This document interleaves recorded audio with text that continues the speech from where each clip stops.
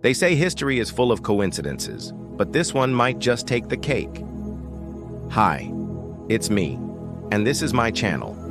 And what you're looking at right now is an accurate reconstruction of our planet Earth based on measurements taken by NASA's Grace Hopper, one of the most sophisticated space probes ever built. It launched in 2018, and after several years of patiently orbiting the Earth, its many instruments have produced a detailed 3D map of our planet.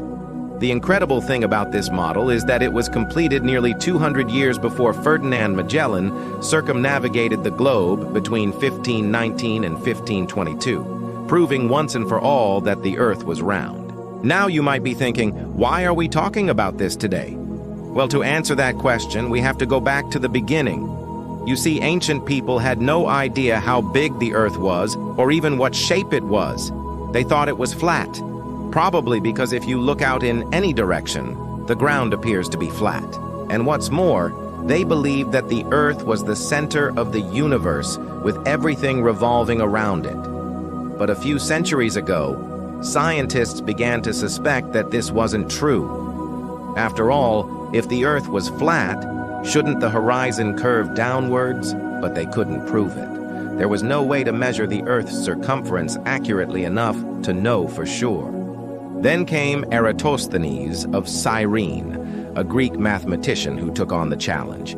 He knew that on the summer solstice, the sun shone directly down into the bottom of a well in the Egyptian city of Syene, which is close to the equator. So he decided to measure the angle between the sun and the horizon in Alexandria, which is further north. Since he knew that the two cities were roughly on the same line of longitude, he figured that the difference in angles would tell him how far north he was from the equator. To do this, he and his team observed the stars.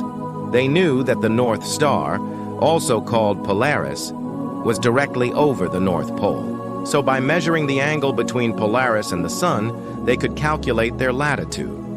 Now we know that this sounds pretty complicated, but essentially he was able to determine the angle of the arc that the Earth makes at any given point. Using a little bit of geometry, he was then able to calculate the circumference of the Earth. And believe it or not, his calculation was remarkably accurate. It's generally accepted that the circumference of the Earth is somewhere between 24,000 and 25,000 miles. But while Eratosthenes proved that the Earth was round, there were still a lot of people who didn't believe him. Some scholars argued that his measurement was inaccurate. Others simply rejected the idea that the Earth could be anything other than flat. That is, until Magellan came along. Of course, you already know how his story ended. He sailed around the world and returned to Spain 5 years later in 1522. His journey proved once and for all that the Earth was indeed round. Fast forward a few centuries, and we're now able to measure the Earth with even greater accuracy thanks to modern technology. In fact, NASA has been mapping the Earth from space since the 1960s. The first map was created using data from the Lunar Orbiter program, which was designed to photograph the moon in preparation for the Apollo moon landings. But as it turns out, the images also showed a surprisingly detailed view of the Earth. These photos were taken at a resolution of about 100 miles per pixel, which was enough to make out continents, oceans, and even some major cities. Over the years, NASA has produced more detailed maps using data from the Landsat and Topex Poseidon missions. And in 2015, they released the most detailed map yet. This map, called the Earth's 3D Shaded Relief, was created using data from the Shuttle Radar Topography mission, which flew into space in 2009. The mission's main purpose was to map the surface of the moon, but it also collected data on the Earth. The result was a 100-meter resolution map that revealed an astonishing amount of detail. It showed mountain ranges, river valleys, and even individual buildings. At the time, it was the highest resolution map of the Earth ever created.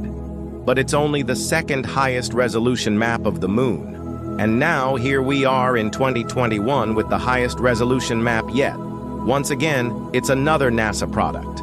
It's called the Global 3D Model of the Earth's Surface from the Gravity and Climate Explorer. And as you can probably guess, it was made possible by the Grace Hopper space probe. The incredible thing about this map is that it's so detailed. It shows everything from tiny islands to individual trees, and it's all based on measurements taken from just a few hundred miles above the Earth's surface. If you want to see it for yourself, you can head over to NASA's website where they've made it freely available to the public. So what do you think? Does it blow your mind that we can map the Earth so accurately from space? Let me know in the comments below. And while you're at it, don't forget to subscribe because we have lots of other cool videos coming up. One of the best things about NASA is that they make all their data freely available to the public. This allows anyone with an internet connection to access some of the most detailed images of the Earth, the Moon, and other planets in the solar system. If you're interested in learning more about this, check out my video on NASA's image library. Thanks for watching.